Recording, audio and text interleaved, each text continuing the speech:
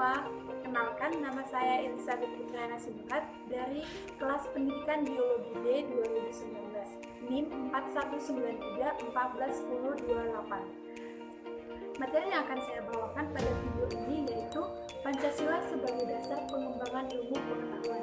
Kita akan mengkaji dari segi pengertiannya. Pancasila sebagai dasar pengembangan ilmu pengetahuan mempunyai arti bahwa kelima sila dalam Pancasila merupakan pegangan dan juga pedoman dalam pengembangan ilmu pengetahuan dan teknologi di Indonesia. Baiklah, selanjutnya kita akan membahas esensi Pancasila sebagai dasar pengembangan ilmu pengetahuan. Kita akan melihatnya dalam setiap sila Pancasila. Sila pertama, ketuhanan yang Maha Esa. Berdasarkan sila pertama ini, ilmu pengetahuan tidak hanya memikirkan apa yang ditemukan, apa yang dibuktikan, apa yang dikembangkan, tetapi ilmu pengetahuan tersebut juga harus mempertimbangkan apa saja dampak dan akibatnya terhadap kehidupan masyarakat yang lain. Yang kedua, sila kemanusiaan yang adil dan beradab.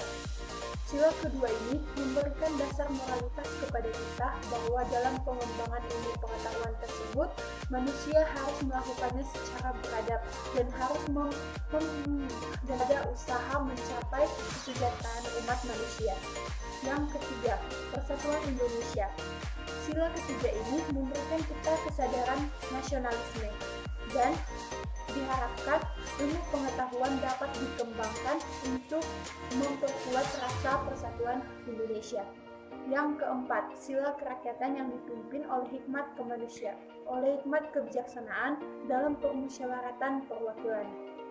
Pada sila keempat ini memberikan kita asa kerakyatan, di mana kita harus memahami bahwa setiap manusia itu mempunyai hak dan kewajiban yang sama dalam membangun negaranya.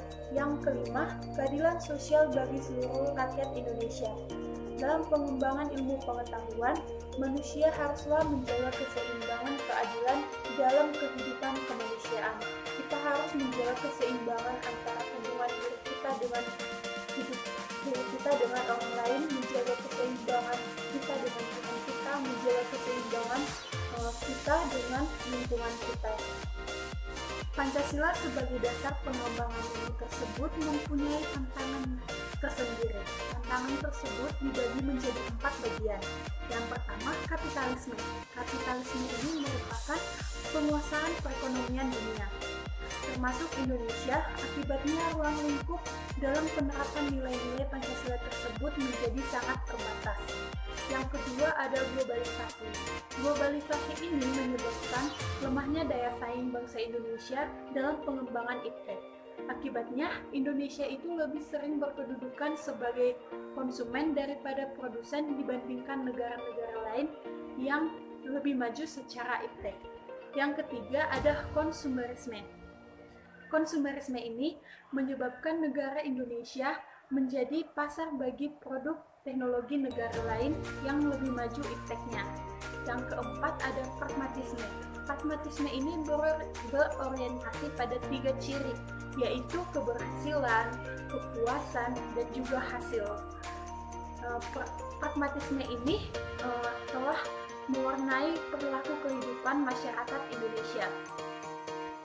Baiklah, kesimpulan yang dapat kita ambil pada materi hari ini bahwa perkembangan ilmu pengetahuan pada masa sekarang itu memang sudah sangat pesat. Oleh karena itu, penerapan nilai Pancasila dalam pengembangan ilmu pengetahuan di Indonesia harus lebih ditingkatkan lagi, harus lebih diperkuat lagi, supaya bangsa kita tidak terjerumus dengan hal-hal yang membuat bangsa kita itu makin jauh dari nilai-nilai kemanusiaan. Sekian yang dapat saya sampaikan.